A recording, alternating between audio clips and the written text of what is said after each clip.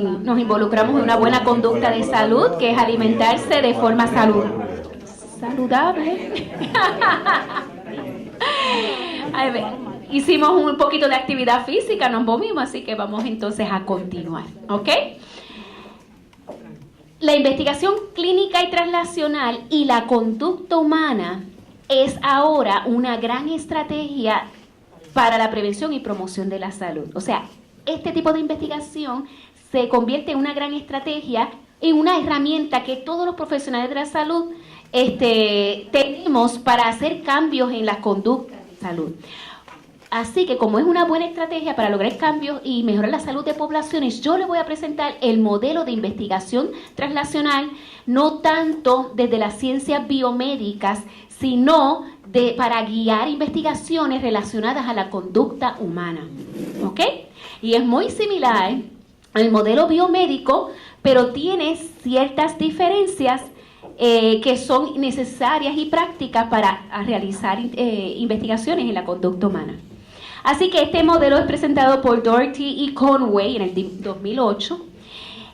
Y el paso 1, cuando hacemos investigación translacional relacionada a la conducta humana, el paso 1 son estudios de observación, estudios epidemiológicos de la conducta humana. Y con todas estas preguntas tales como, ¿cuáles son las conductas? ¿Qué frecuencia tiene esa conducta? Si nos interesa una enfermedad o un síntoma, pues nos queremos saber, ¿verdad? ¿Cuántas personas tienen esa enfermedad? Esos síntomas, ¿cuántas personas tienen esos síntomas? También contestamos preguntas relacionadas a los factores que predicen esa conducta, ¿verdad? ¿Quién, dónde, bajo qué condiciones es que esa enfermedad ocurre? Y ese es el paso 1. Casi siempre es a través de estudios epidemiológicos o puede ser estudios cualitativos para poder entender los factores de riesgo, para poder entender ese fenómeno relacionado a la enfermedad. El paso 2, ya entendemos a quién tiene esa enfermedad, cuándo ocurre, a qué poblaciones ocurre. Ahora queremos ¿qué? Todavía estamos en enfermedad, ¿queremos qué? Soluciones a la enfermedad, ¿verdad que sí? Queremos que esas personas que padecen de ese síntoma, de esa enfermedad, tengan una mejor salud. Pues para eso tenemos que desarrollar una intervención. Conductas humanas, bueno, muchas veces estudia en el laboratorio, que también puede ser el paso 1. Pero en este caso, el paso 2 se desarrolla esa intervención de salud. Y para desarrollar la intervención, si no existe modelo, porque es un descubrimiento nuevo, pues uno desarrolla modelos y teorías. Pero por lo general ya estos modelos y teorías están desarrollados, así que utilizamos y nos nutrimos de la ciencia de la conducta, identificamos esos modelos y esas teorías que aplican a esa enfermedad, a ese síntoma o a esa población y desarrollamos nuestra intervención. Ya la desarrollamos. ¿Qué tenemos que hacer ahora con esa intervención? Exactamente. ¿Con un grupo qué? ¿Grande o chiquito? Chiquito. ¿De cuántas personas? Más o menos. 3, 4, 5, va a depender de la intervención, ¿verdad? Y eso es lo que conocemos como el paso 3, que es evaluar y refinar la investigación clínica a través de estudios de viabilidad, lo que en inglés se llama feasibility studies. ¿Han escuchado lo que es un feasibility study? ¿Qué evalúa un feasibility study? Si la intervención es efectiva o no. Evalúa si es efectiva o no. No, todavía no estamos evaluando si es efectiva o no. Queremos evaluar qué funciona, qué no funciona, cuáles son las barreras para implementar esa intervención, qué ayuda a que esa intervención funcione como la diseñaste, ¿ok? Así que por eso es con un grupo pequeño de personas y ese grupo nos da feedback de cuáles son las barreras, los facilitadores, qué cambiaría de la intervención en un futuro.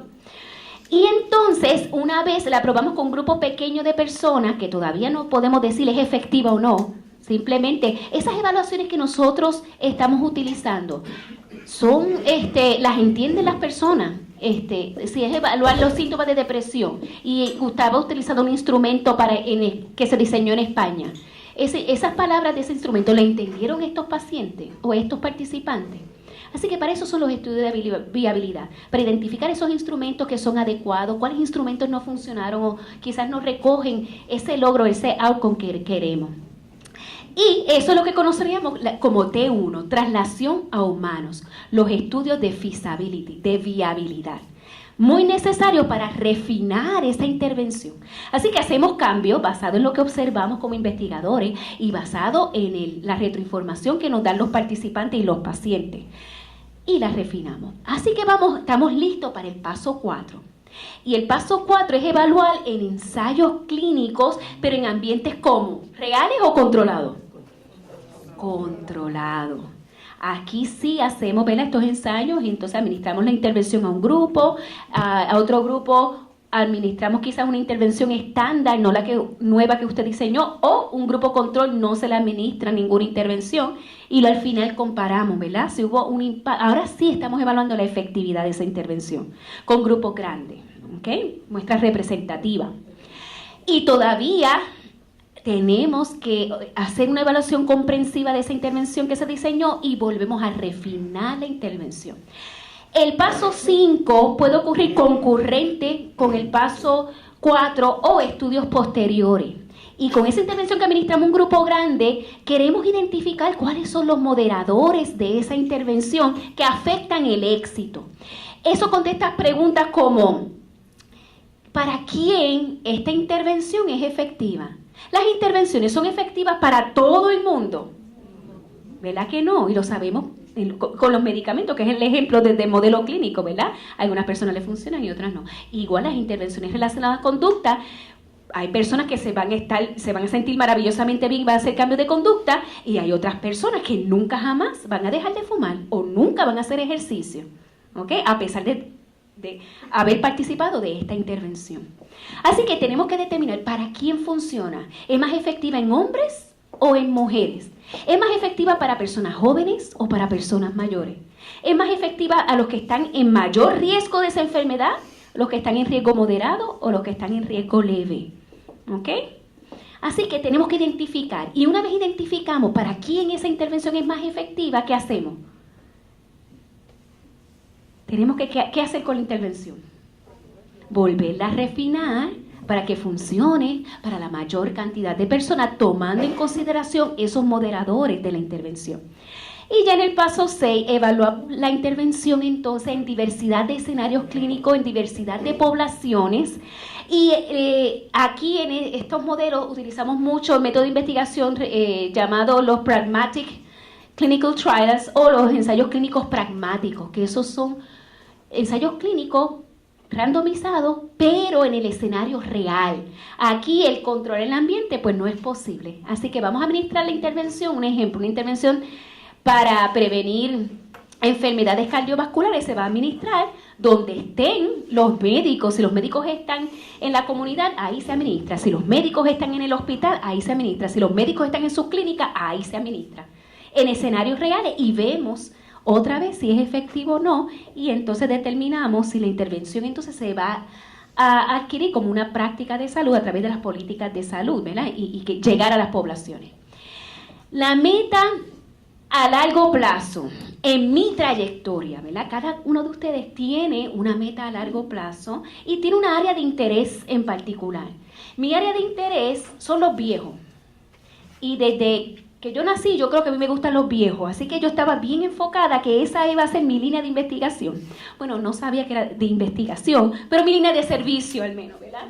Así que a largo plazo, yo quiero prevenir que los viejos adquieran impedimentos y quiero mejorar su salud y su calidad de vida. Porque sabemos que cuando llegamos a viejos, ¿qué pasa? Comienzan las limitaciones funcionales, las enfermedades crónicas y todo eso. Y no es que nunca tenga enfermedad crónica y nunca tenga limitación, pero quiero mejorar la calidad de vida a través de la aportación que pueda hacer o a través del servicio clínico o la investigación. Así que en mi PhD, como ese era mi norte, mejorar la calidad de vida de los viejos, pues entonces comienzo con el paso 1. El paso 1 son los estudios de observación, estudios epidemiológicos, para contestar preguntas como ¿cuáles son las conductas y su frecuencia? Ese es el tipo de pregunta del paso 1. Antes de decirle la pregunta, el problema que yo quería atender es la disparidad alarmante que existe en la presencia de limitaciones funcionales o impedimentos en las actividades de la vida diaria entre los adultos mayores que viven en Puerto Rico comparado con los adultos mayores o viejos que viven en Estados Unidos. Si vemos esas estadísticas, Los viejos de Puerto Rico reportan una prevalencia bien alta. Más de 50% de los viejos de Puerto Rico reportan tener alguna limitación en las actividades de la vida diaria. Y cuando vemos de Estados Unidos y lo comparamos por grupos étnicos, aún los hispanos que viven en Estados Unidos tienen mucho menos limitación que los viejos de Puerto Rico. Y eso es una disparidad. ¿Por qué nuestros viejos están más chavados? ¿Por qué? ¿Qué ustedes piensan? Sedentarismo puede ser. Que estén menos activos que los viejos que viven en Estados Unidos. Calidad de vida puede ser. Muy bien. ¿Qué más? Estrés podría ser. La dieta, lo que consumen, muy bien. Hay muchos factores. El acceso a los servicios y la calidad de los servicios que reciben, muy bien. Muchos factores. Así que yo quería, en mi foco de investigación es evaluar el nivel de participación de los viejos en las diferentes actividades de la vida diaria. Ya sé que tienen impedimentos, pero esos impedimentos impactan su nivel de participación en las actividades diarias. Así que yo quería ver cuál era su nivel de participación en las actividades básicas del diario vivir, las instrumentales, la participación social, las actividades de ocio. ¿Ok? Pero tuve un reto metodológico grande. Para yo poder contestar esa pregunta, ¿cuál era la conducta y su frecuencia? ¿Cuál es su nivel de participación? Yo no tenía instrumentos para medir participación. Yo, oh Dios, ¿cómo voy a lograr esto ahora? Así que, ¿qué tenía que hacer? Desarrollar uno, que es el método más trabajoso, ¿o qué? O adaptar uno culturalmente y validarlo para la población puertorriqueña. Pues ese fue la ruta a seguir durante mi PhD. Identifiqué una buena evaluación que había sido validada a nivel de Estados Unidos y a nivel de otros países. Hice la traducción y la adaptación cultural para Puerto Rico. Y ahí termina mi PhD, pues porque tenía que validarlo con un grupo de 150 viejos. Así que eso nada más fue mi proyecto de investigación. Entonces, cuando comienzo la maestría postdoctoral en investigación clínica, ahora sí, ya yo estaba preparada para hacer el paso 1 en el continuo de investigación translacional. Y ahora yo podía contestar la pregunta de cuáles son las conductas y su frecuencia de una población X y qué factores predecían esa conducta. Así que el problema sigue siendo el mismo, la disparidad en los impedimentos. Nuestros viejos tienen muchos impedimentos. La conducta de interés relacionado al paso 1, yo quería saber cuál es el nivel de participación de estos viejos de Puerto Rico y qué factores afectan su participación. Así que yo soy fanática de los estudios de diseño mixto, así que todos mis estudios son mixtos. Qué pena que no se ve bien, pero yo les explico ahora. Habían 2 preguntas translacionales, pero solamente vamos a discutir la segunda. Que dice como sigue: ¿cuáles son las barreras y los facilitadores para la participación en las actividades diarias de mujeres hispanas de 70 años o más que viven solas? ¿Okay? Porque las preguntas tienen que ser focalizadas a un grupo en particular. Así que seleccioné, ¿verdad?, las mujeres hispanas de 70 años más que viven solas. Así que utilicé un diseño mixto secuencial explicativo. Un diseño mixto secuencial, cuando dice secuencial es que tiene 2 fases. La primera fase, yo administré el cuestionario que había validado a un grupo de mujeres X, ¿ok? Luego analizo los datos y luego que analizo los datos tengo que seleccionar una submuestra, ¿verdad? ¿Y qué submuestra yo seleccioné? Las 10 mujeres que tenían mayor nivel de participación y las 10 mujeres que tenían menor nivel de participación. Y eran esas mujeres las que yo quería entrevistar de forma cualitativa, con entrevistas semiestructuradas, para que me dijeran por qué participaban en ciertas actividades, qué les ayudaba a participar de esas actividades y por qué no participaban de otras actividades y qué impedía el que ellas pudiesen hacer esas actividades.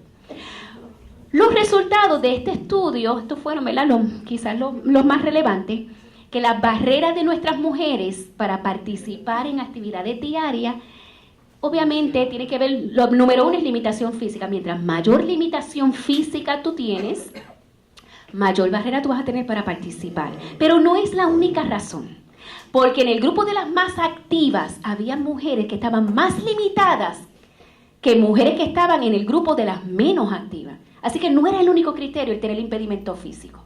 Otra barrera es la falta de accesibilidad al ambiente, como por ejemplo, una de las mujeres que entrevisté había dejado de ir a la iglesia porque tenía una limitación al caminar y tenía miedo a caídas, y la acera, ella siempre iba a la iglesia a pie, y la acera que conducía a la iglesia estaba rota. Por lo tanto, había dejado de ir a la iglesia, no porque no quería ir a la iglesia, pero tenía miedo a caídas por un problema del ambiente físico. Y otra barrera es restricciones económicas. Muchas veces eso limita el que tú puedas hacer algunas actividades. Sistema de transportación de Puerto Rico es un amor. Y reducción, y aún si tú tienes la capacidad de subir, vamos a decir, a esas guaguas públicas chiquitas, que es bien difícil subir para un adulto mayor, esa no es la única barrera. ¿Cuántas horas tú tienes que esperar a que llegue? Y hay un sistema chévere para que tú esperes sentadito, bien cómodo. No, ¿verdad? Muchas barreras. Desde la incertidumbre de cuándo llega la guagua. Así que tenemos unos retos bien grandes en Puerto Rico, y si tú ya no puedes guiar, no puedes tampoco depender del sistema público de transportación. Así que tu nivel de participación está afectado. Y obviamente mujeres que no tenían mucha interacción con otras personas también tenían un nivel de participación muy bajo. Facilitadores, mantenerse activos. Y no me refiero a mantenerse activos en actividad física que hacen ejercicio, sino mantener una rutina de actividades significativas, que desde que se levantan están haciendo cosas, o ya sea tareas del hogar, o salen, o lo que sea, actividades para activar la mente, muchas actividades. No tenían ese tiempo de ocio. Tener una actitud positiva. La persona más activa que yo entrevisté usaba una silla de ruedas motorizada y era low vision, ciega legal. Y era la más activa. Participaba en 400 grupos de apoyo, era voluntaria, era líder en su égida donde ella vivía, y siempre tenía una actitud positiva. Ante cualquier adversidad, buscaba una oportunidad de crecimiento. Pues tener buenos hábitos de salud, un estilo de vida saludable. También promovía una participación, tener un buen sistema de apoyo social, espiritualidad y asistencia tecnológica. Tú puedes tener unas limitaciones físicas, pero si tú utilizas equipos asistivos que compensan esas limitaciones, tú aumentas tu nivel de participación en actividades significativas. Así que con estos hallazgos ya yo estaba lista para el paso 2. ¿Y cuál es el paso 2?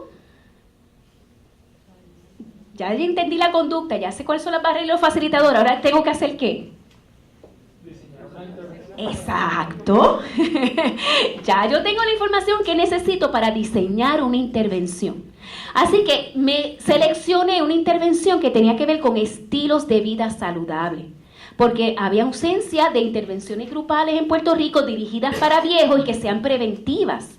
Aquí la prevención es bien difícil, adquirir servicios de prevención. Pues yo quería diseñar esta, y se diseñó, ¿verdad? A través de mi fase 2 de la maestría postdoctoral, me dio las herramientas que yo necesitaba y el tiempo y el apoyo económico para yo diseñar esa intervención. Así que utilicé los modelos de validez ecológica para el desarrollo de la intervención, el modelo de información, motivación y destrezas, que ese es el modelo que me ayuda a diseñar la intervención para no asegurarme, pero para tener una mayor posibilidad de que van a cambiar conducta, ¿ok? Y también utilicé un diseño mixto, se llama concurrente anidado. Anidado porque consiste de una sola fase, y en esa fase hay una metodología que prevalece o que es la más importante. En este caso fue la metodología cualitativa. Yo hice 4 grupos focales con adultos mayores y con expertos en adultos mayores para que ellos nos ayudaran a diseñar la intervención. ¿Okay? Yo hice una revisión extensa de literatura y mi equipo de investigación para ver cuáles son la práctica basada en evidencia relacionada al estilo de vida saludable. Y de ahí sacamos un montón de temas de esas intervenciones que podrían ser pertinentes para los viejos de Puerto Rico. Pero yo no podía decidir si eso era pertinente para los viejos de Puerto Rico. ¿A quién le tenía que preguntar? A los viejos y también, ¿verdad?, a los expertos que tienen la experiencia. Así que dentro de esos grupos focales, ven que el cuadrito del medio dice metodología cuantitativa. También se le administró un instrumento para que ellos evaluaran cuán importante era cada tema. Y ahí teníamos, ¿verdad?, unos datos numéricos. Y el resultado de mi fase 2, y que también es el paso 2 de este modelo de investigación translacional para la conducta humana, fue el desarrollo del programa Actívate. ¿Okay? Y este programa tenía una estructura en particular como por ejemplo, estructura tiene que ver que los viejos me dijeron si debería ser una intervención individual o grupal, quién debería ser los facilitadores de esa intervención, si deben ser profesionales o deberían ser personas de la comunidad, y así sucesivamente, ¿verdad? Ellos me ayudaron a diseñar el esqueleto de esa intervención y obviamente también el contenido, cuáles son los temas pertinentes para los viejos en Puerto Rico. Termino mi fase 2 y surge una oportunidad maravillosa. Y todo esto son oportunidades locales que tenemos aquí en el recinto de ciencias médicas. Y esta vez fue a través del Puerto Rico Clinical and Translational Consortium, el PRCTRC, donde ellos son excelentes en términos de tener los recursos que necesitan los investigadores, ya sean investigadores con experiencia o sin experiencia, para el desarrollo en la investigación. Así que ellos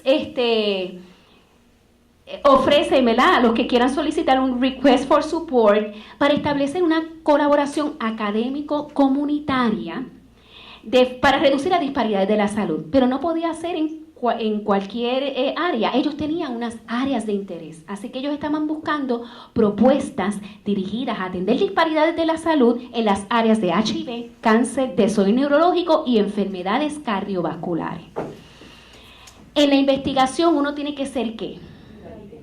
Creativo, flexible, pragmático.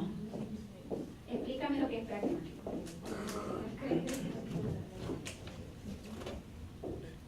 El pragmático lo viene explicando el doctor Frontera ayer y en el panel también lo explicamos, pero bien sencillo es tomar las decisiones basado en el desarrollo y en las oportunidades, y que, como tú dijiste ahorita, sean feasible, porque no puede buscar cómo le entra el agua al coco y nunca lo va a encontrar cómo entra el agua al coco porque no tiene el dinero para hacerlo y whatever. Y ahora pues acá, estas son las oportunidades, pues por ahí es que hay que coger. Muchas gracias, señor pragmático. Muy bien. Así que yo tenía y habíamos desarrollado un equipo interdisciplinario este programa Actívate, que es un programa de estilos de vida saludable. Pero cuando yo veo las áreas de interés, ¿cuáles de esas poblaciones se puede beneficiar de un programa de estilos de vida saludable? ¿Verdad? Todas, pero mayormente las personas con enfermedades cardiovasculares, que casualmente tienen una mayor prevalencia ¿en qué? En los viejos. Así que por ahí vi la oportunidad. Entonces hacemos una colaboración con el Centro Sol y Sorina Ferrer, que ellos ya habían identificado una comunidad rural en Patillas que se llama la comunidad de Fondo del Saco, literalmente ahí mismo queda.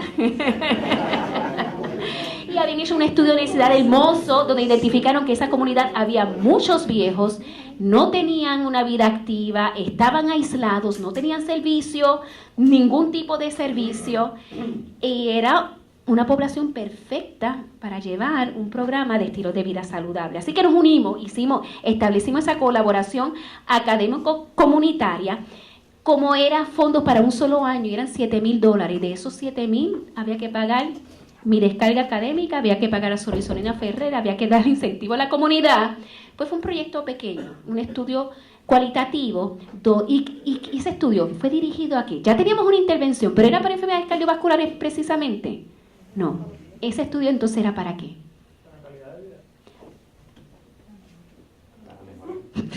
Sí, queremos mejorar la calidad de vida, pero teníamos que adaptar la intervención que ya estaba diseñada, había que adaptarla no solamente para enfermedades cardiovasculares, sino también para que fuera pertinente para esa comunidad. ¿Ok? Así que esa comunidad evaluó los facilitadores, el tiempo, cuánto tiempo debía de durar la intervención, cuántas horas por cada sesión y los temas que ya estaban diseñados. Que seleccionamos los temas que eran pertinentes para prevenir enfermedades cardiovasculares. Y esos temas, ellos nos dijeron cuáles eran pertinentes para ellos. Así que volvemos entonces otra vez a desarrollar la intervención. Por eso es que le digo que la investigación translacional va hacia adelante y va hacia atrás. Todavía no había podido salir del paso 2 porque ya estaba la intervención, pero tenía que volver a adaptar la intervención basada en nuestra nueva oportunidad. Así que el resultado fue el programa Actívate por tu Salud. Y así se desarrolló este programa dirigido específicamente a prevenir las enfermedades cardiovasculares de hispanos que vivían en un área rural en Puerto Rico. Así que ya tengo el programa adaptado y se acabó el dinero y se acabó el año. ¿Qué voy a hacer ahora? ¡Oh! Maravilloso, amigo. Surge otra nueva oportunidad. Por segundo año el PRC-TRC, y esto hasta ahora llevan como 3 o 4 años de forma continua que ellos entonces ofrecen estos fondos a investigadores. Así que surge esta nueva oportunidad de yo extender esta colaboración, pero ahora para evaluar el feasibility o la viabilidad de este programa. Así que pudimos evaluar la viabilidad del programa a través de un estudio de método mixto de intervención. ¿Y qué es un estudio de método mixto de intervención? Sencillo. Primero se administran unas prepruebas para determinar los logros que yo pienso que tenía el programa, que yo no, que el equipo interdisciplinario y la comunidad, porque se le preguntó ¿qué beneficio ustedes piensan que ustedes van a tener? Esto fue en el estudio cualitativo, de participar en una intervención como esta. Y ellos nos dijeron los beneficios que ellos entendían que podían tener. Y de acuerdo a lo que ellos nos dijeron, buscamos instrumentos que medían esos beneficios. Y queríamos ver si los instrumentos que identificamos, ellos los entendían, eran muy largos, eran muy cortos. Eso es un estudio de viabilidad. Así que administramos esas prepruebas. Luego administramos la intervención, que fueron 3 meses, una vez por semana, reuniones de 2 horas cada semana. Los facilitadores eran de la comunidad. Nosotros adiestramos a facilitadores de la comunidad y fueron ellos los que proveyeron la intervención. Durante la intervención íbamos evaluando la fidelidad de la intervención, si la estaban administrando como fueron adiestrados, cuáles eran los facilitadores de la intervención, cuáles eran las barreras del contexto que impedían que se dieran algunas de las actividades tales y como fueron diseñadas. Y luego termina la intervención, volvemos a administrar las postpruebas y ahí volvemos a hacerle preguntas a los participantes. ¿Qué les gustó? ¿Qué no les gustó? ¿Qué cambiarían? ¿Qué le quitarían? ¿Qué le añadirían a la intervención? ¿Ok? Y una vez culmine ese estudio, ya entonces nosotros tenemos unos datos bien ricos para poder entonces refinar esa intervención. El resultado fue que el programa Actívate por tu Salud fue viable, se pudo implementar en la comunidad, los facilitadores hicieron un buen trabajo, fue aceptado por los participantes le encantó el programa. Claro, ellos no tenían nada en su comunidad. Así que desde el primer momento fue una experiencia bien bonita, porque comenzamos con reunirnos con el alcalde porque no teníamos en dónde administrar la intervención. Y esa escuela la acababan de cerrar. Eso fue en el 2014. Así que el alcalde le cedió la escuela a la comunidad. Esa escuela estaba destrozada, así que los mismos participantes se unieron y comenzaron a acondicionar un salón. Y en ese salón fue que hicimos la intervención. Y pudimos ver que los instrumentos fueron adecuados, porque habíamos instrumentos cortos, eran varios. Pero pudimos ver como unas tendencias. No podemos decir que es efectivo el PAPS, porque es un grupo de 10 personas nada más. Pero hubo una tendencia que la mayor parte de ellos disminuyeron sus síntomas de depresión, aumentaron su apoyo social, aumentaron su nivel de actividad física, al punto que ya llevamos 1 año y medio que terminamos ese programa y ellos todavía se reúnen los miércoles, se apoderaron del programa y tienen su equipo de caminantes, que ellos nunca habían hecho eso. Así que continúan haciendo actividad física y vienen a hacer zumba de otra comunidad, vienen a esa comunidad. Así que vimos que tiene un impacto, ¿verdad? Tuvo un impacto positivo, aunque no podemos decir que todavía es efectivo. Así que, ¿cuál sería el próximo paso en la secuencia translacional de investigación clínica? Ya yo evalué la viabilidad del programa. ¿Cuál sería el próximo paso? Evaluar los moderadores que afectan el éxito del programa. Evaluar el programa en diversos escenarios de la comunidad. O evaluar el programa en un ambiente controlado. ¿Qué ustedes piensan que sería el próximo paso?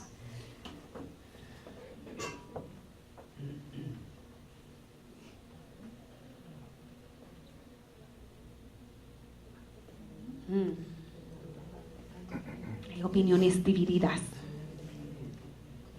Si ustedes quieren participar, pueden. Solamente tienen que entrar ahí a donde dice Poll Everywhere /relleno 534 y ahí entonces en sus celulares pueden ver la respuesta. Ok, la mayoría indica que el próximo paso sería evaluar el PAPS en diversos escenarios en la comunidad. ¿Alguien me puede explicar por qué? Ok. Muy bien. A otras personas piensan que sería evaluar el PAPS en un ambiente controlado. Vamos a repasar esa secuencia de investigación translacional. Primero, identificamos las conductas, las prevalencias de las enfermedades. Luego desarrollamos intervenciones. Luego evaluamos la viabilidad de la intervención. Y ahora, que eso es T1, tenemos que ir a T2. ¿Y T2 es qué? ¿Cómo es? Aumentar la población. Probarlo en un grupo grande, pero en un ambiente real o controlado. Controlado, en un ambiente controlado. Así que si traducimos eso al próximo proyecto, la contestación correcta sería ¿cuál? La C. Muy bien, ¿verdad? Evaluar el PAPS en un ambiente controlado, donde se establecen unos criterios de inclusión específicos, unos criterios de exclusión.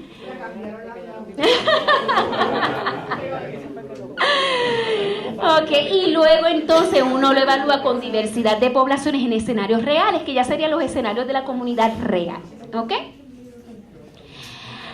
Así que ese es mi próximo paso, pero yo nunca he hecho un randomized control trial. Así que si yo nunca he hecho eso, yo me debo de involucrar a hacerlo ya. ¿Qué ustedes me recomiendan? Consejo profesional.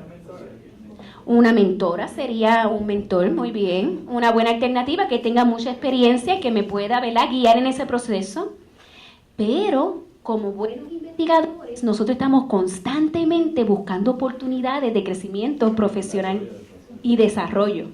Así que surge una oportunidad, pero no porque surgió de la nada. Esta es la tercera vez que yo solicito este seminario que se llama el 17th Annual Summer Institute on Randomized Behavioral Clinical Trials, auspiciado por NIH, por el Office of Behavioral and Social Sciences Research, porque yo hago, ¿verdad?, Behavioral Research, y National Heart, Lung and Blood Institute. Si alguna cualidad tiene que tener un investigador, no es conocimiento, es importante, pero es perseverancia. Y le cuento esta historia personal. Toda mi vida, desde que yo nací, tuve la bendición de tener éxito. Fui a las escuelas que quise, y practiqué los deportes que quise. Mi familia espectacular, ningún problema familiar, salvo los puños que nos damos los hermanos. Continuó mi vida, entré a la universidad que quise, estudié lo que quería. Yo supe desde el principio que yo quería ser terapeuta ocupacional. El mismo año que yo solicito me coge, no tuve que esperar 2 o 3 años. Trabajo en el lugar que quería trabajar. Nadie me dijo que no, nunca en mi vida, nadie. Y yo quería trabajar en rehabilitación vocacional. Yo solicité rehabilitación y me senté a esperar. Yo no solicité más ningún sitio porque yo dije que ahí yo quería trabajar. A la semana me llamaron. Estudio la maestría, me dijeron que sí. Quería dar clases en el recinto de ciencias médicas y me dijeron que sí. O sea, mi vida era perfecta. Ahora, cuando comienza la investigación, comienzo a recibir unos cuantos no. Y yo, ¿cómo que no? A mí, no puede ser. Así que me chocó al principio porque no estaba acostumbrada. El cuento largo corto. A todos los no que yo no recibí en mi vida, los he recibido en la investigación. Solicitando oportunidades, yéndome por una línea de investigación y resulta que me tengo que dirigir por otras. Así que es bien importante los no, porque te ayuda a crear esa flexibilidad y a ser pragmáticos. ¿Ok? Así que ahora, un no me frustra. Ya yo he solicitado 4 veces a NIH R21 y me han dicho que no. ¿Eso me va a detener? No, cada vez que me dicen que no, ¿qué es lo bueno? ¿Qué? que me dan excelentes recomendaciones y hasta ahora no puedo decir, ay, esa recomendación es horrible. Todas son excelentes. Todas las recomendaciones que me han dado, yo digo, ay, es verdad, ay, eso está bien bueno. Y eso me ha ayudado. Ahora en octubre es mi 5ª vez. Yo espero en Dios que esta vez me lo den. Pero si me dicen que no, vuelvo y solicito, porque en algún momento tengo que pegar una, ¿verdad que sí?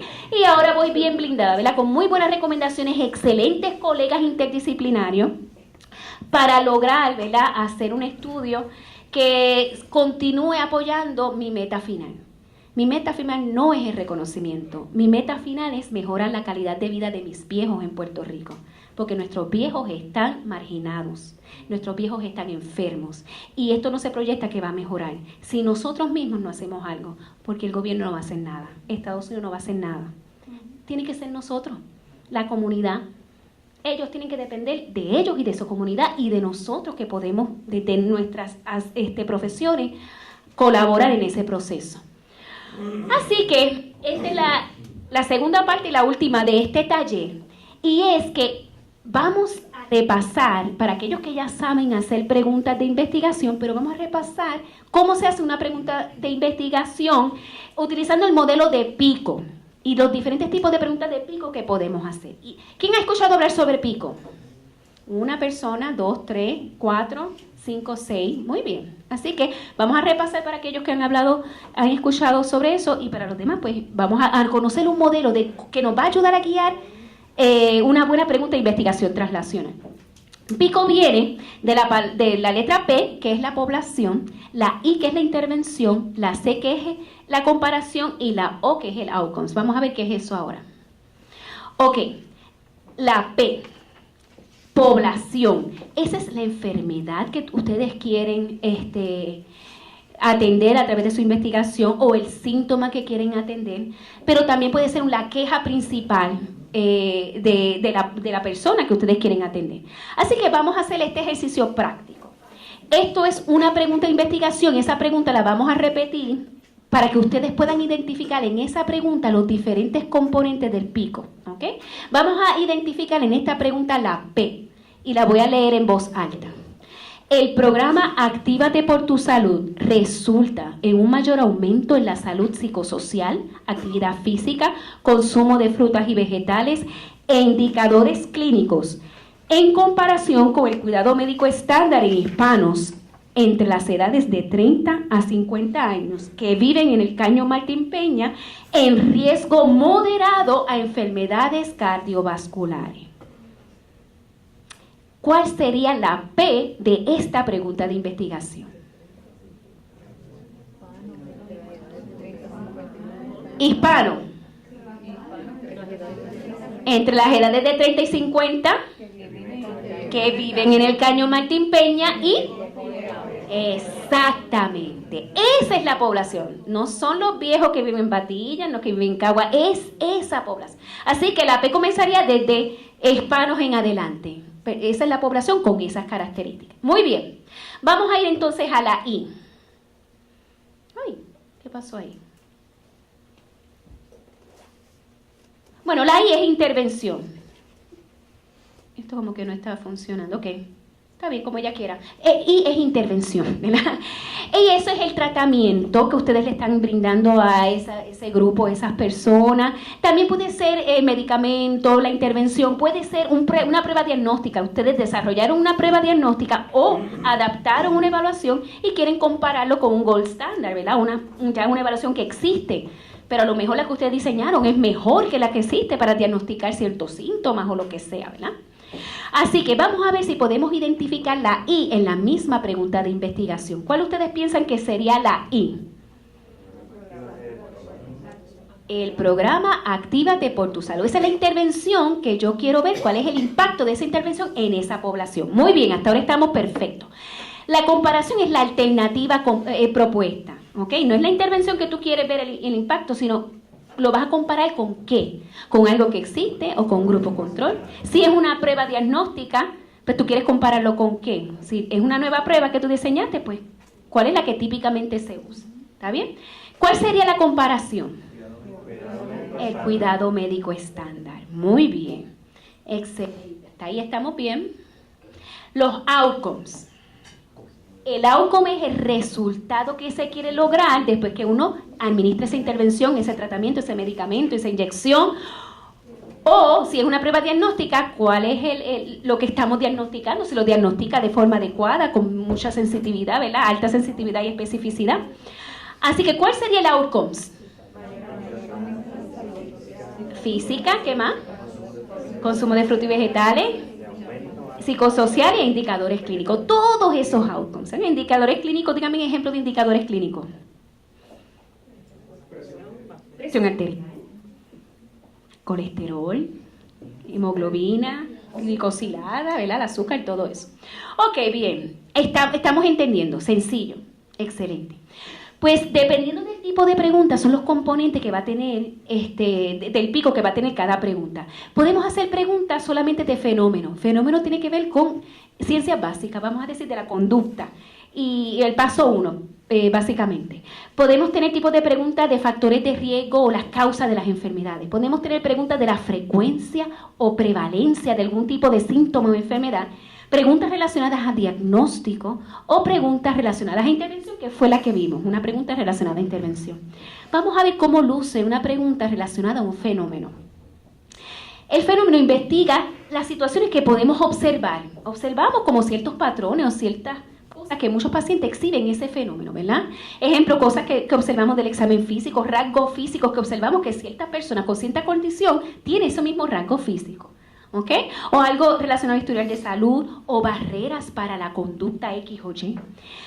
Este tipo de preguntas lo único que incluye del modelo PICO es la P y la o la población y el AUR como los logros. Vamos a ver si lo podemos identificar en esta pregunta. Esta pregunta dice, ¿cuáles son las preocupaciones principales de las mujeres de 50 años o más con diabetes y amputaciones de las piernas? ¿Cuál sería la P?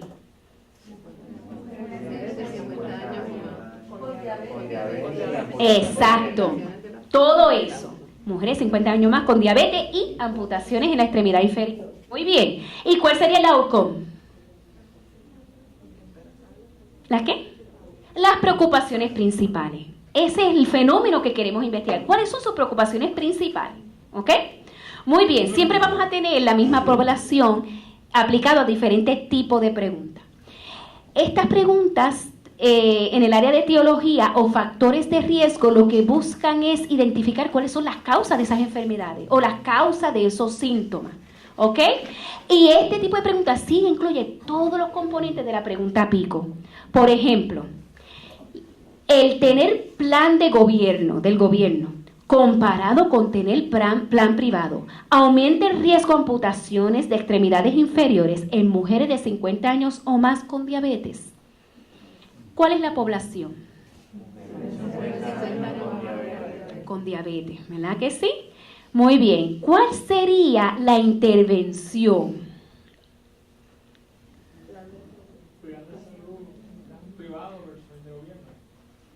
¿Cuál de los dos? El plan de gobierno. Ese es el que tú tienes la hipótesis de que el plan de gobierno es el determinante de la salud, que no está funcionando y va a haber mayores preocupaciones de personas con... Así que esa sería la intervención, que no es una intervención, pero lo que queremos investigar si el plan del gobierno es más o menos eficiente no es que más o menos eficiente, si aumenta el riesgo o no amputaciones. Así que la comparación, ¿cuál sería? El plan privado. ¿Y cuál sería el outcome? Amputaciones de extremidad inferior. ¿Quiénes tienen más amputaciones? Los que reciben servicios de plan de gobierno, los que reciben servicios de plan privado. ¿Ok? Y con diabetes. Muy bien, continuamos. Vamos a ver cómo luce una pregunta relacionada a frecuencia o prevalencia. Y frecuencia o prevalencia es cuántas personas en una población tienen esa enfermedad, esa condición, ese síntoma. También incluye todos los componentes de la pregunta PICO. Y vamos a ver una pregunta relacionada a prevalencia. ¿Cuál es la prevalencia de depresión en mujeres de 50 años o más con diabetes y amputación de extremidad inferior comparado con mujeres sin diabetes y amputación de extremidad inferior? Esta es trucosa, así que piensen bien antes de contestar. Vamos a ver ¿Cuál sería la P, la población?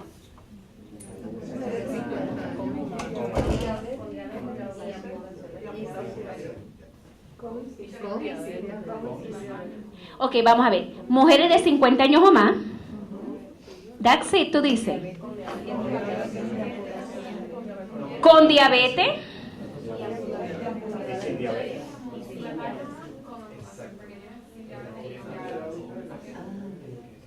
Correcto. Yo diría que es las mujeres de 50 años o más con amputación, porque dice que tengan diabetes o que no tengan diabetes, o sea, que no lo puede incluir. Exactamente. Entonces, muy bien, excelente. ¿Y quién sería, cuál sería la I? La intervención, que no es una intervención como tal, pero...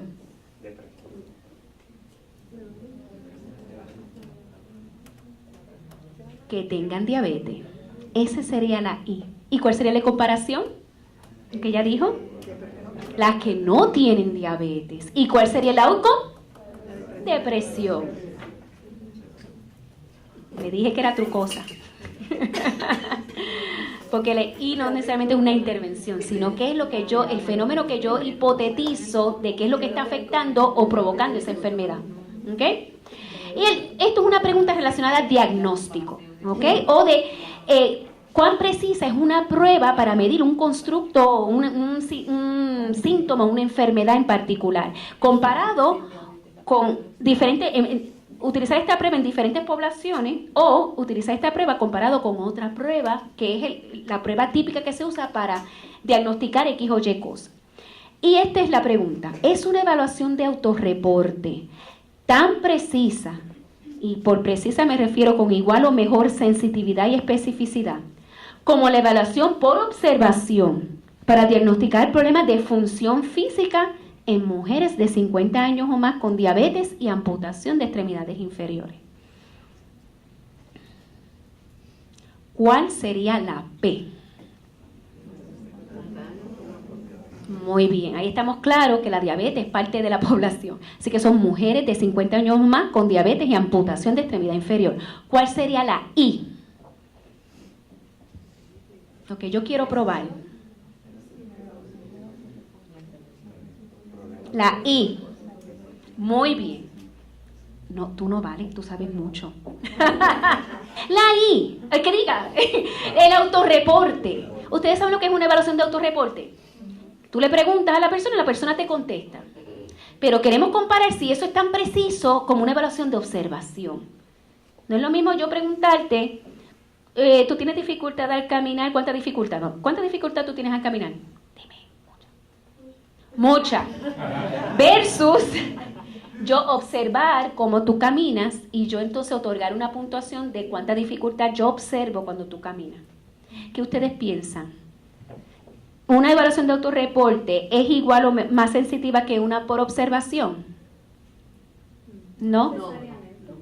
No necesariamente. Pues va a depender del tipo de evaluación, ¿verdad? Pero por lo general, la evidencia, por lo menos en el área de terapia ocupacional, se ha encontrado que las evaluaciones de autorreporte son bastante similares a la de observación, y eso es bueno porque una evaluación de autorreporte es mucho más rápida y costo efectiva que uno tomar el tiempo de observar la ejecución. ¿Ok? Bueno, pero esos son otros $20. Dijimos que la P es mujeres de 50 años o más. ¿Y la I? ¿Cuál sería la I? Lo dijo, la evaluación de autorreporte. ¿Cuál sería la comparación? Por observación, evaluaciones por observación. ¿Cuál sería el outcome? Si son, ¿qué? Precisa, igual de precisa, para evaluar ¿qué? Función física. Función física. ¿Está bien?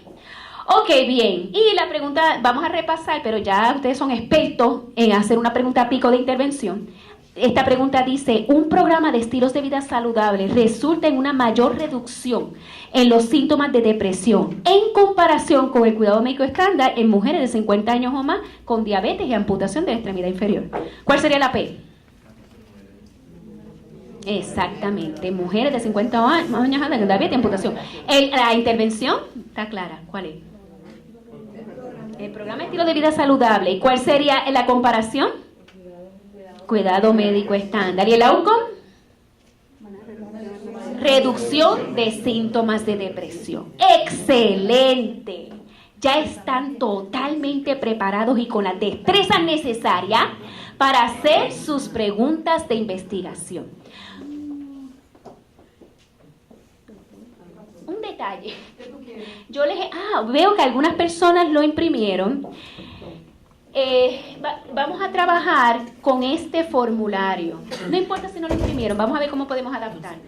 Hay unos datos importantes que vamos a estar analizando en subgrupos. Me gustaría que los subgrupos fueran diversos, pero si se quieren quedar en sus mesas, pues no hay problema. ¿Ok? Pues vamos a quedarse en su mesa para que no tengan que estar migrando con todas sus cosas. La tarea que vamos a hacer es la siguiente. En cada subgrupo, ustedes todas son estudiantes. Ajá. Pues uno por mesa podría ser. Ah, pues gracias. Gracias, Lina. Sí, entonces mientras tanto yo voy dando las instrucciones. Ok, van a trabajar en ese documento que la doctora Lizarri va a tener ¿verdad? Nos va a hacer el favor de sacarle copia. Van a analizar esos datos. Esos datos se obtuvieron de un estudio hecho en Puerto Rico. Así que entre todos, ustedes se deben de integrar en estos grupos para que no trabajen solitas y aprendan de otros compañeros, ¿está bien? Así que las tres y divídanse en diferentes grupos. ¿Ustedes también son estudiantes? Sería bueno integrarse a los otros grupos. Ok, bien. Van a analizar los datos. Van a identificar cuál es el problema de salud que emergen de esos datos. Van a decir, ok, el problema de salud, que de estos datos es tal problema de salud. Luego que identifiquen el problema de salud, gracias, van a identificar por qué es importante estudiar ese problema de salud. ¿Por qué es importante? ¿Vale la pena? ¿Ok? Luego van a identificar qué área específica de interés ustedes tienen relacionado a esos datos.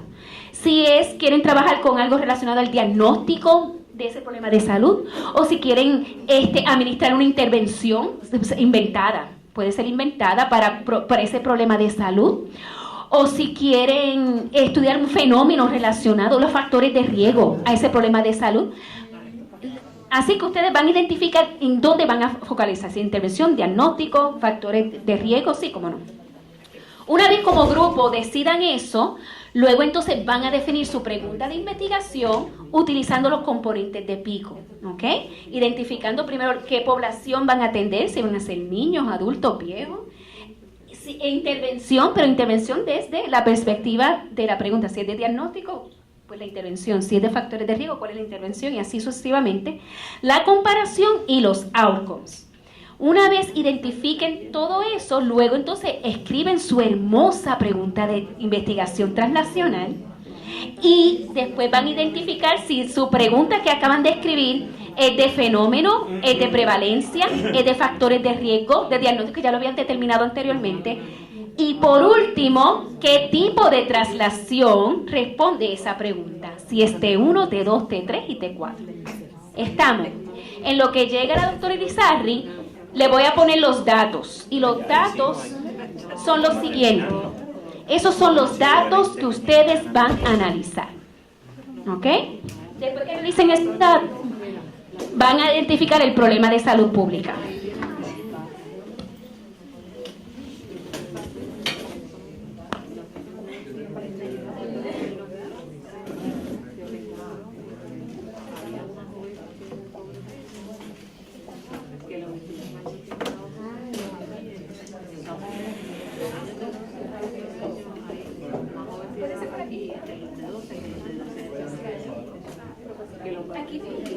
Aquí va alguien. ¿No?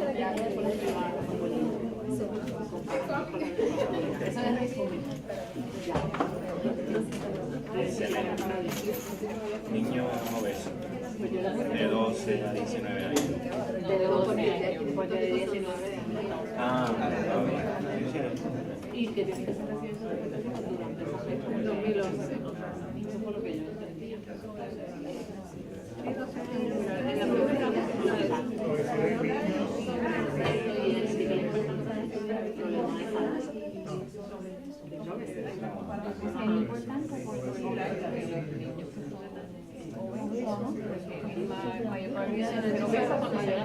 y padecer enfermedades cardiovasculares y se mueren más rápido.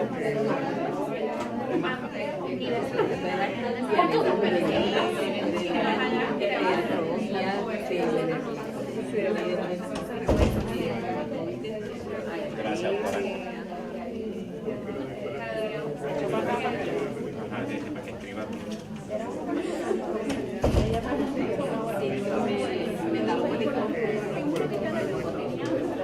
Esa, sí, sí.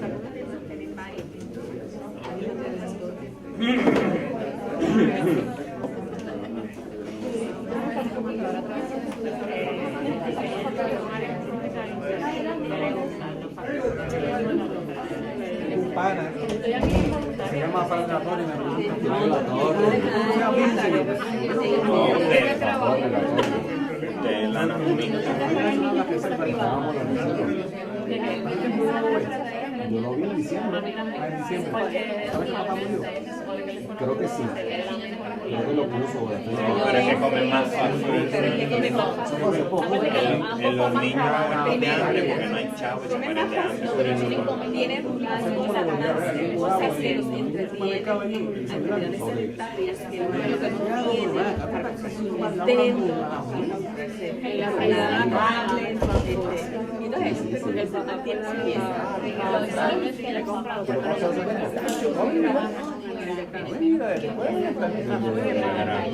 Por elemental.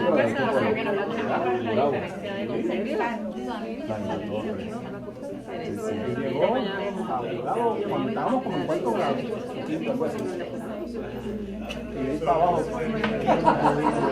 chacho, por chavo una vez.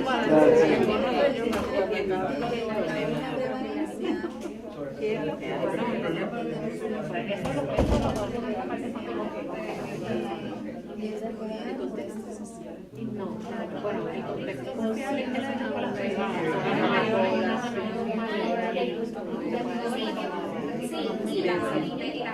No, mire, algo importante que puede quedar, es muy buena noticia, es notar con respecto a la ley y a la ley que refieren a recursos económicos. Es lo que se encuentra en Puerto para mejorar. no puede entender. Pero es que como problemas como diagnóstico. La palabra es diagnóstico, suena médico, pero no necesariamente. ¿Cuál van a escoger? ¿Cuál van a escoger? Dijeron primero lo de los niños de escuela, pero todos se animalizan, porque lo que tenemos es que los niños de escuela privada tienen mejor por lo tanto pueden tener de cosas que sean más dañinas. Que promueva el sedentarismo. Eso es lo que es. Bueno, pues ahí están marcando las diferencias escolares, las diferencias social. Social, sí, porque el social lleva a la escuela.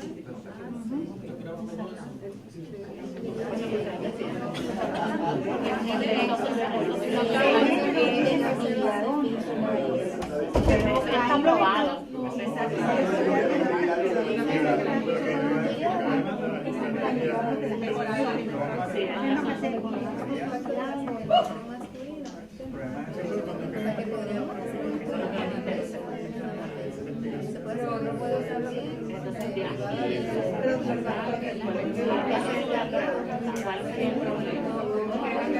Obesidad. La obesidad en niños de 12 años. Ah, exacto. O el aumento de la obesidad. Pero ahí es solamente identificar el problema o hacer la pregunta. Lo que pasa es que para hacer la pregunta hay diferentes tipos de preguntas. Tú vas a llenar esto y al final esto tú ya haces la pregunta.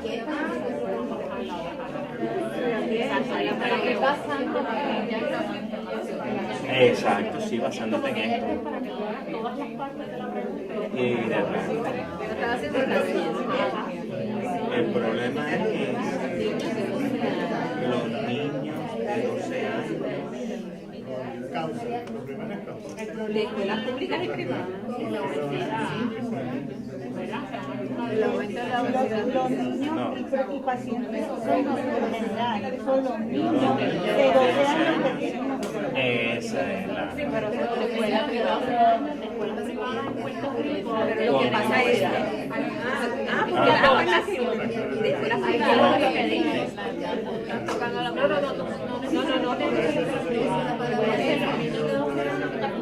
Como obesidad, accidentes de Puerto Rico. De 12 a 19. No, Sí. porque de Puerto Rico era de 12 años nada más. De 12 Lo que pasa años. es que cuando lo comparaba de Estados Unidos, el range era de 12 a 19 y ese range era menor en por ciento que lo que era para los de 12 años. Los niños de 12 años de edad que viven en Puerto Rico con sobrepeso y obesidad. Obesidad.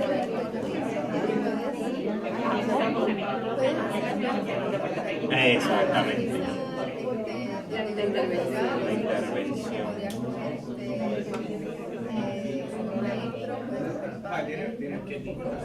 Somos bien usados en la en las escuelas. Privadas. Vamos a usar las que sabemos, porque aquí la comparación es entre niños de la misma edad en escuelas privadas. Esto lo sabemos. Esa es la comparación. Tienen dos cosas, la edad y también tiene esto de Brasil, esto no es más. Esta cosa de Estados Unidos es secundario, pero es para que tú lo tomes en consideración. Oye, pero ¿por qué no escribiste el pico ya está? Mi amor, no No, pero no está escrito aquí. Ay, eso porque aquí no te está diciendo que van a hacer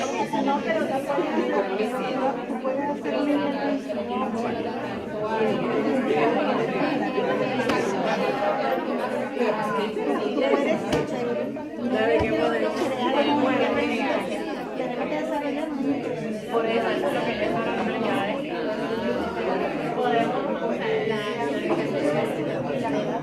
tiene que dar la observación en las actividades físicas que realizan ambos grupos. Yo diría el movimiento calendario ahora,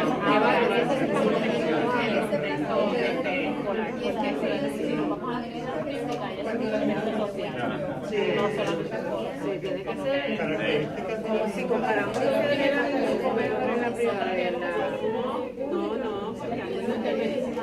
En la primera algo de eso que se ve, te quedas con esa Pregunta, ya está. como la Virgen María, imagínate.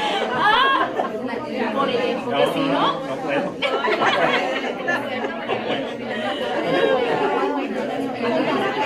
que en la escuela privada es una cuestión de lo que tú selecciones. Yo me voy a comer o me quedo en la casa. Pero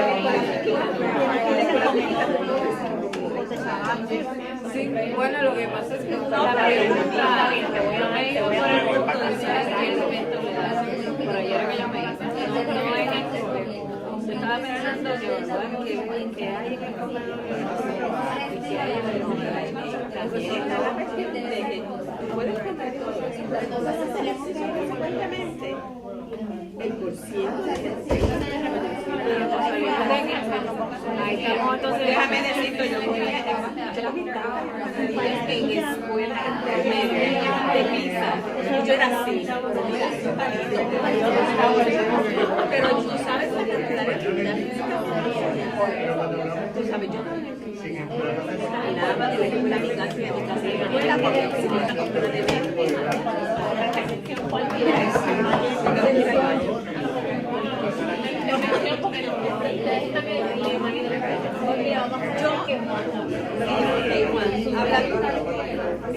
le damos la palabra. Ahora llega. y entonces Ahora llega. Esa yo no me intervención en esta comenta. ya yo sé. Un desafío de un programa que nos oriente a Programa educativo. Jóvenes, 5 minutitos más. Programa educativo. que sea inclusive para la misma escuela, que no se tengan que salir de esa comunidad. Un programa educativo de educación física en la escuela.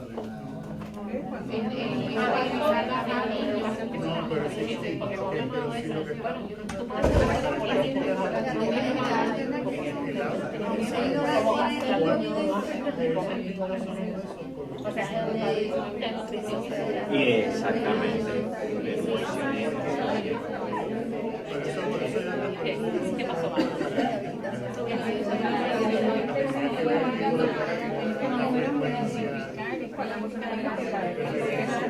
Fue un tratamiento. No, pero te dice dieta, ejercicio, programa educativo, terapia. Puede estar todo. Puede ser los dos. La actividad física. Porque acuérdate que ella dio activa era ejercicio, comida, en la que ella hizo en el caño, en el sitio ese de Lísimo. Bueno,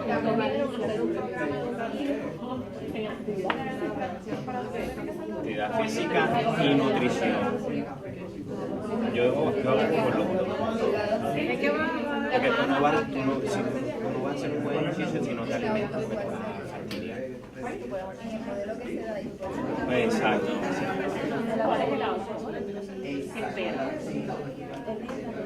Bajar la obesidad.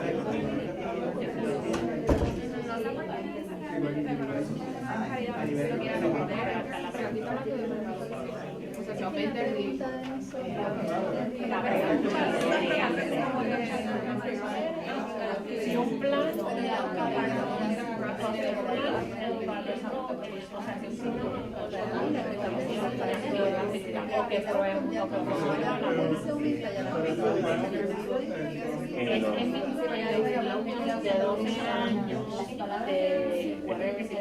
de las escuelas.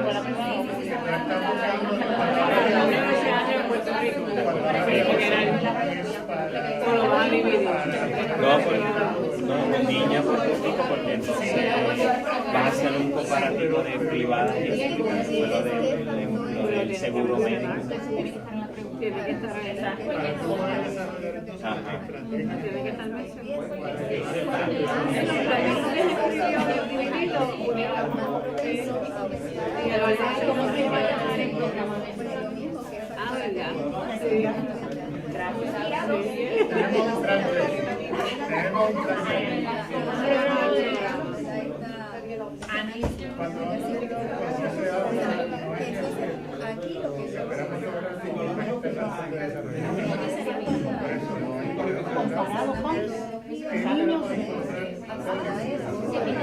De privada porque eran de mayor por ciento de obesidad. Sí, reducción de obesidad.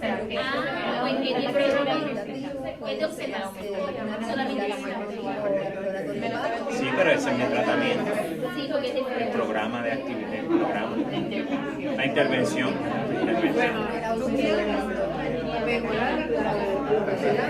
Pero la intervención es un programa de ejercicio y alimentación de niños en escuela privada versus con los niños de escuela pública. la obesidad. Pues eso es lo que vas a averiguar. Eso es lo que vas a averiguar. Bueno, tú puedes, porque tú puedes leer, pero yo no tienes que tú puedes hacer un programa dentro de ti, un gimnasio, establecer un gimnasio en la escuela, le llenas una evaluación.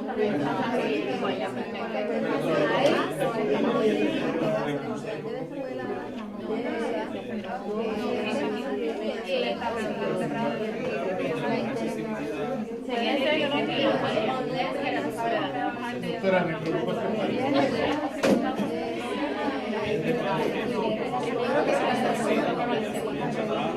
Exacto, yo creo que sí.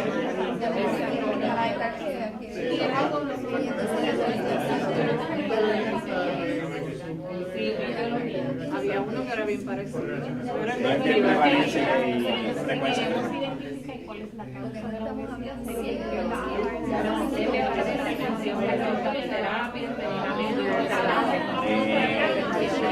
Exacto. Y lo que quieren hacer es implantar que hay que mejorar la pregunta. Sí. El programa. La idea es Exacto. Estamos, exacto. tenemos un programa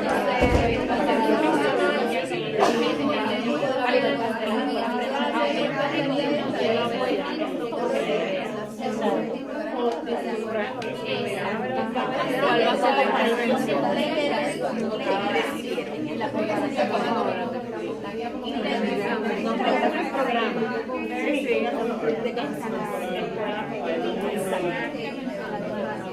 Ahora necesitamos eso lo puede hacer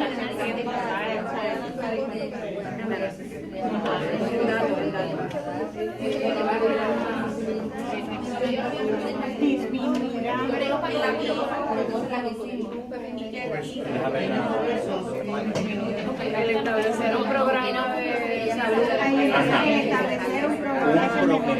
Un programa. Esa es la misma. Es lo que ya está hecho. Claro, lo que le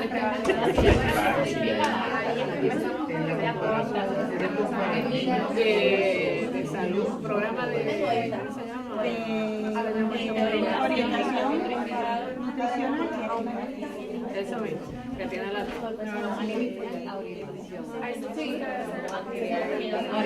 se va a ver primero.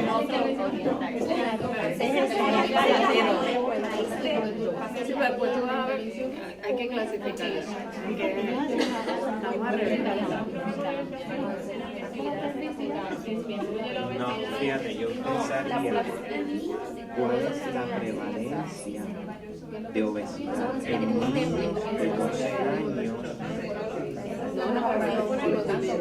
Un programa de obesidad, la prevalencia de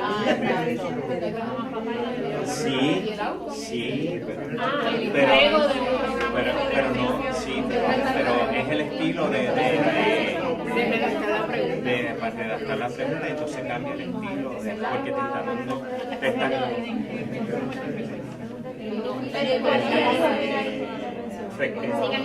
frecuencia y prevalencia, porque me está dando una información aquí de prevalencia.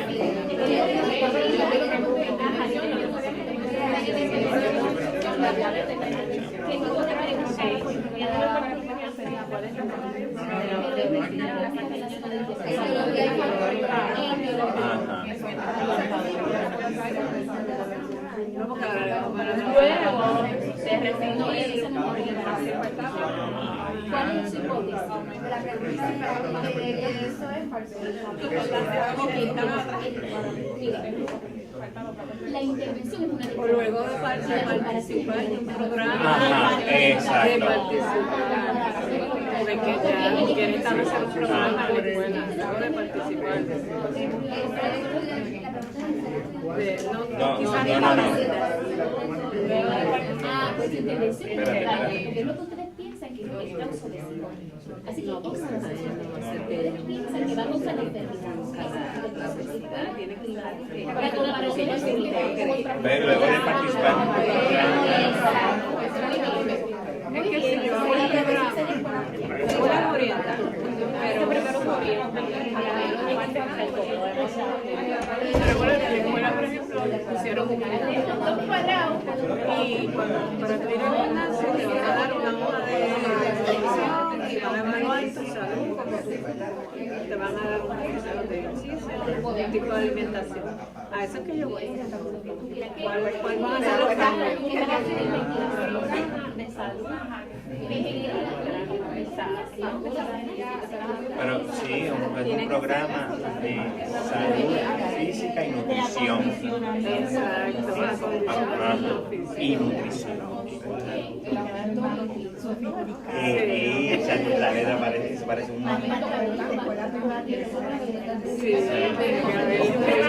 guaynabito.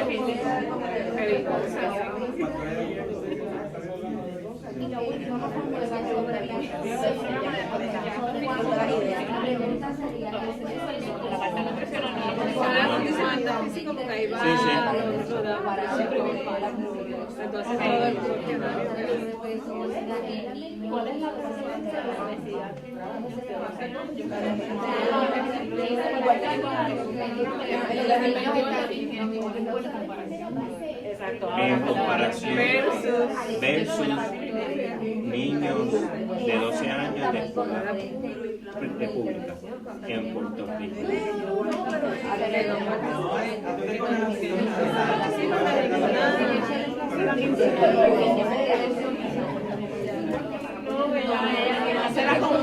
Eso es un milagro. Sí, eso es un, ¿cómo se llama? Exactamente. Lindo un distracto. Dolor de cabeza.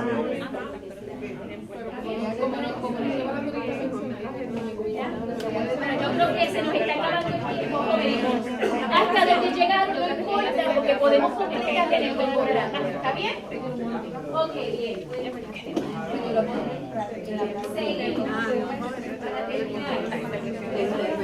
Ok, ¿quién quiere compartir en grupo grande su pregunta de investigación? Vamos. No, ¿quién es el primero? Es verdad. Ok, vamos a repasar. Los que no tengan la pregunta, no se preocupen. La generamos en el grupo completo, ¿está bien? Y así aprendemos. ¿Estamos listos, jóvenes? Ajá, antes de que comience, vamos a repasar los datos. Esto fue un estudio real, ¿verdad? Hecho aquí en el recinto de ciencias médicas, con una muestra representativa de un montón de niños de 12 años que vivían en Puerto Rico en el 2011. Se encontró una prevalencia de 18% de sobrepeso y 25% de obesidad. La prevalencia de obesidad en Puerto Rico es mayor que la prevalencia de obesidad en Estados Unidos, niños más o menos de las mismas edades.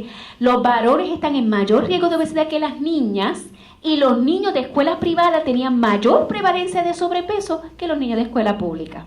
¿Ok? Esos son los datos que todos tenían. Ahora vamos a escuchar a este grupo que es de voluntarios para que nos comparta su pregunta de investigación.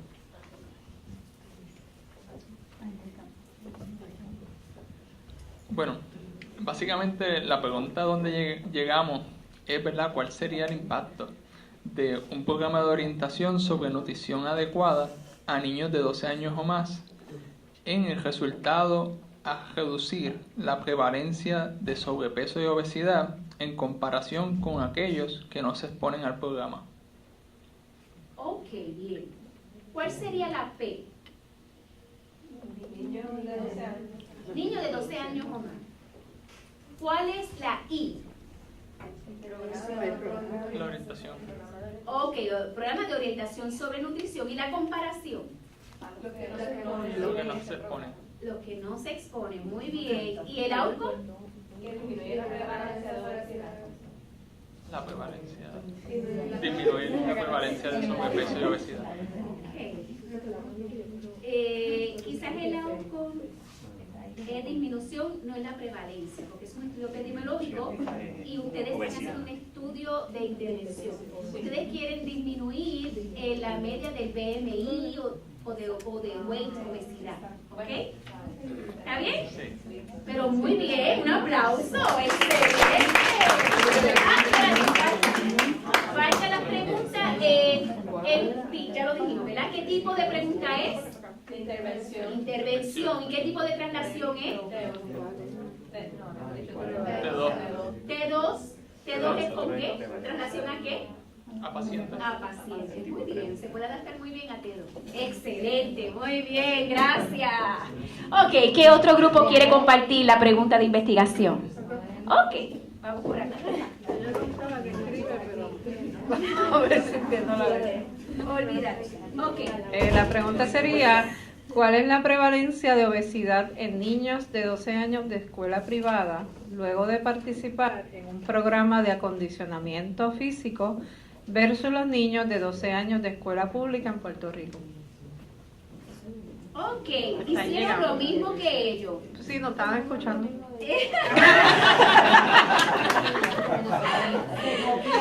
Ok, no, en términos, vamos a mejorar la pregunta, que está muy bien, pero estamos mezclando prevalencia con intervención. ¿Ok? Así que, ¿cuál es la P? Los niños de 12 años. Los niños de 12 años. Muy bien. ¿Cuál es la I, la intervención? El programa de acondicionamiento. El programa X. ¿Cuál es la comparación? Los de escuela privada y Escuela pública. ¿Le vas a administrar el programa X? A la escuela privada. Pues es el programa X. Es el programa X. ¿Cuál es la hipótesis de ustedes? ¿Cuál va a ser más efectivo? ¿Va a ser más efectivo en la escuela pública o en la escuela privada? Bueno, lo que pasa es que aquí había una diferencia de ideas. Ok, déjame aclararlo. Si vas a administrar una intervención, tienes que compararlo o con no ofrecer la intervención o con otra intervención. Ok, no ofrecerla en la escuela privada, en la escuela pública, no ofrecer el programa de acondicionamiento. No ofrecerlo. Ok, pero tienen dos escenarios muy diferentes. Así que cuando hacemos investigación tenemos que hacerlo lo más focalizado posible. Así que el que no ofrecerlo en una escuela pública versus ofrecerlo en una escuela privada, son tantos factores los que pueden influir que no podemos decir que es por estar en una escuela pública o privada. Así que para mejorar esa pregunta, vamos a seleccionar un foco homogéneo de población. O estudiantes de escuela pública o estudiantes de escuela privada. Así que vamos a suponer que escogieron estudiantes de escuela pública y ahora van a un grupo de escuela pública a administrar esa intervención y a otro grupo no le van a administrar la intervención. Y ahora nuestras conclusiones de los resultados pueden ser más válidas. Porque es un grupo homogéneo, bastante homogéneo, debe de ser de las mismas edades, uno se le da la intervención y otra no. ¿Estamos entendiendo? Sí. Excelente. ¿Y cuál sería el outcome? Nos puso de acuerdo porque ese era el problema. ¿Cuál sería el outcome? Reducir la obesidad. La obesidad de la forma en que se la vayan a medir. ¿Okay? Excelente, muy bien, excelente intento. Vamos acá. Aplauso, por favor. ¿Quién quiere? ¿Está caliente? Ok. Bueno, la pregunta de nosotros... Con permiso, vamos a empezar, ¿ok? Para beneficiarnos todos. Lee como sigue. El ser estudiante de escuela privada aumenta el riesgo de estar sobrepeso o obesidad comparado con estudiantes de escuela pública en niños de 12 a 19 años. Nosotros hicimos la pregunta dirigida a los factores de riesgo y etiología, causa. Entonces identificamos pues la P, que serían los niños de 12 a 19 años. La intervención serían los estudiantes de escuela privada. La comparación es los estudiantes de escuela pública. Y en el outcome es que estábamos hablando que sería reducir el riesgo de obesidad o sobrepeso. Ahí teníamos el riesgo.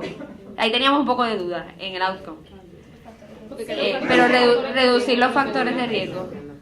Pero es una pregunta de prevalencia. O sea, reducir el riesgo a obesidad y sobrepeso. Porque no vamos a hacer intervención. O sea, No. yo entiendo que el outcome es el riesgo. Yo voy a La La pregunta es de etiología y de factores. Lo que queremos identificar los factores de riesgo de los estudiantes de escuela pública desarrollar obesidad versus los de privada versus escuela pública.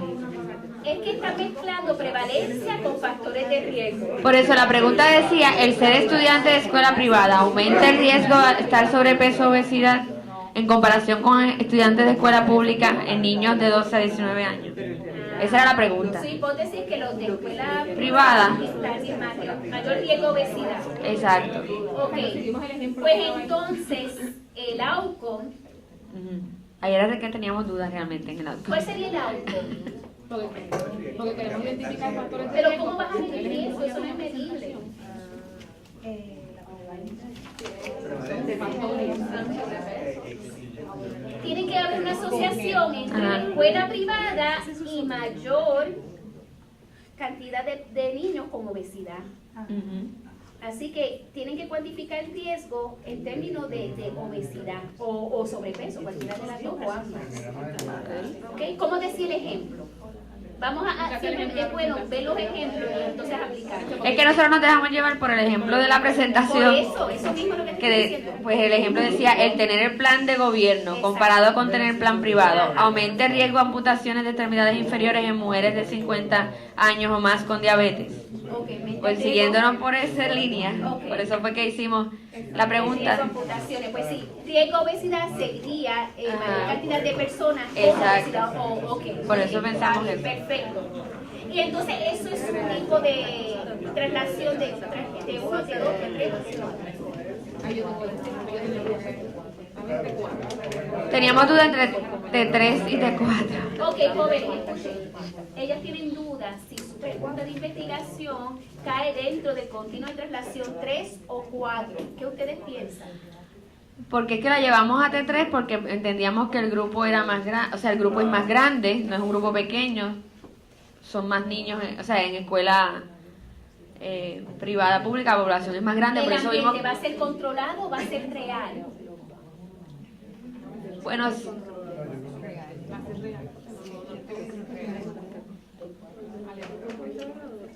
bueno, pero podría ser controlado también, ¿no? Depende, si es un ambiente controlado, va a ser un ¿qué? ¿Traslación qué?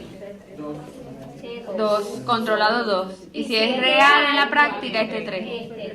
Excelente. Ah, ok, un aplauso. Ella pregunta que cuándo sería T4.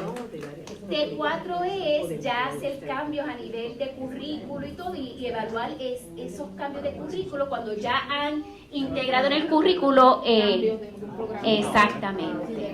Equivalente a lo que es política de salud, pues aquí sería currículo, cambios en currículo y valor de impacto. Ok, muy bien, muy bien. Estamos pariendo entre todos. ¿Quiénes de ustedes quieren continuar?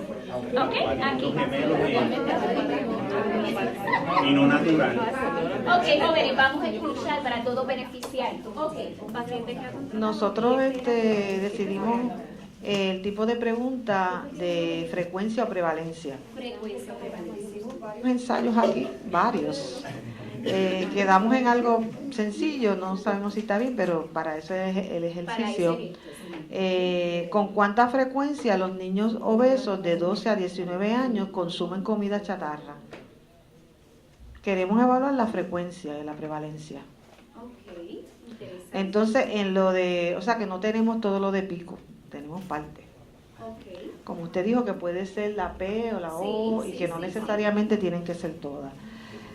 Entonces vimos que lo que teníamos eran, cuando definimos la situación que se nos presentó, teníamos niños obesos de 12 a 19 años, la intervención serían las características, que es la frecuencia, las características de la dieta, que ahí estamos diciendo los niños que comen comida chatarra, que eso es por decirlo así, la intervención, ¿verdad? Lo que queremos examinar. Entonces, vemos que son niños obesos versus niños no obesos, que son los que no consumen comida chatarra. Y entonces el outcome pues sería pues la frecuencia con que comen la comida chatarra los niños.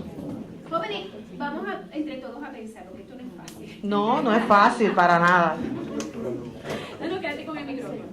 Que estamos claros que la población es ¿cuál? Otra vez. Es la misma. La misma población de todos los niños obesos de 12 a 19 años. Ok, y quieren ver la prevalencia de los que comen comida chatarra. Sí. ¿Cuál sería la intervención? Los niños obesos. Porque la hipótesis sería que los que comen comida chatarra son los que son obesos. Y la comparación, ¿quién sería? Los que no son obesos. Exactamente. Y el outcome comer comida chatarra. ¿Ok? No obesos. Eso es lo que estoy pensando otra vez. El AUCO podría ser obesidad, la intervención los que comen comida chatarra y la comparación los que no comen comida chatarra. Gracias por ver. ¿Le dije ese punto? ¿Tengo otra opinión? Ajá.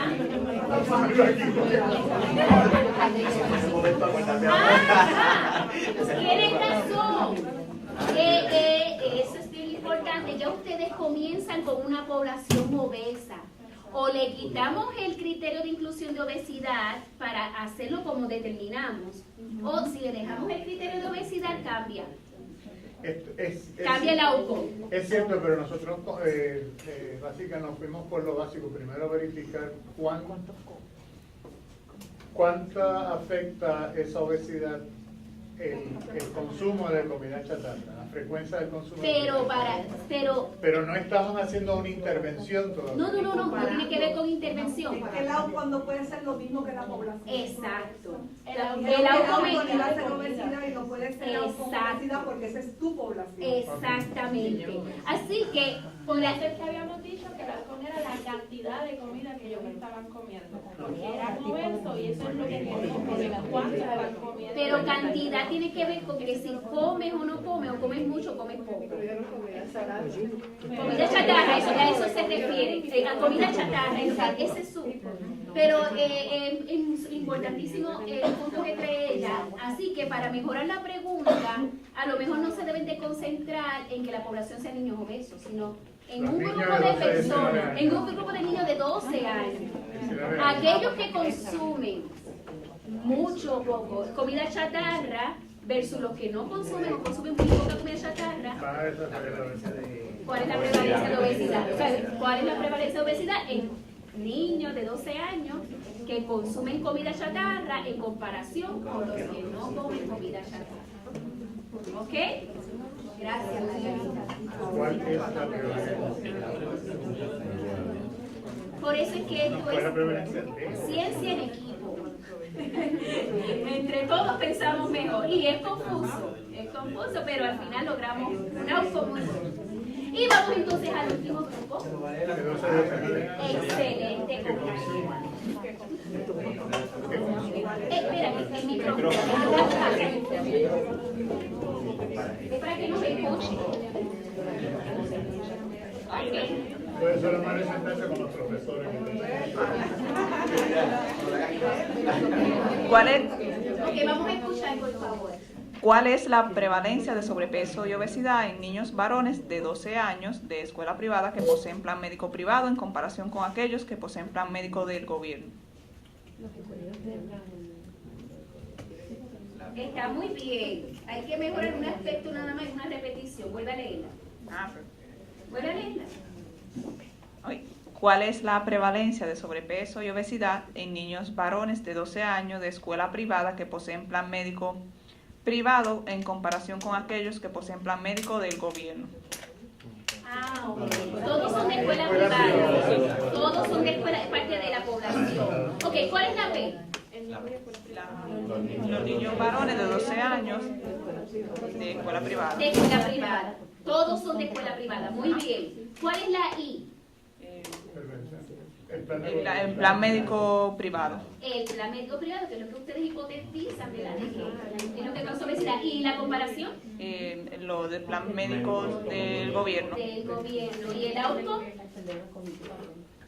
La prevalencia de sobrepeso y obesidad en esa población. Bueno, un gran aplauso a todos. Cada destreza requiere mucha práctica y requiere consultar con colegas dentro de nuestra profesión, fuera de nuestra profesión, para realmente hacer una excelente pregunta de investigación. Le deseo el mayor de los éxitos a todos, estoy a sus órdenes para continuar, ¿verdad?, ese brainstorming de ideas, y pues los felicito porque están aquí, y si están aquí es porque tienen interés en aportar la salud de nuestro pueblo a través de la investigación. Así que les deseo muchísimo éxito y almorzar ahora.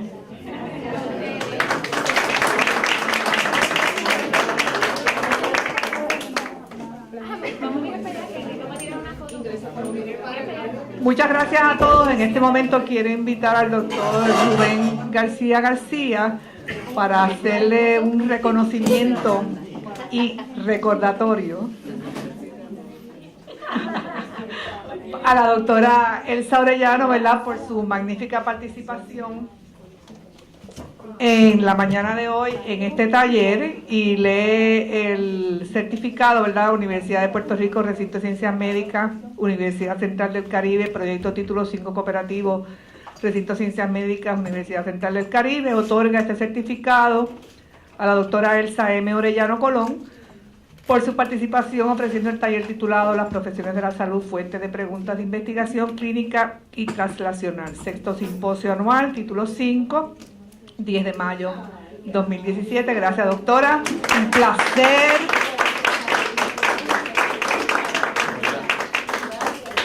Muchas gracias. Vamos a tomarle una foto.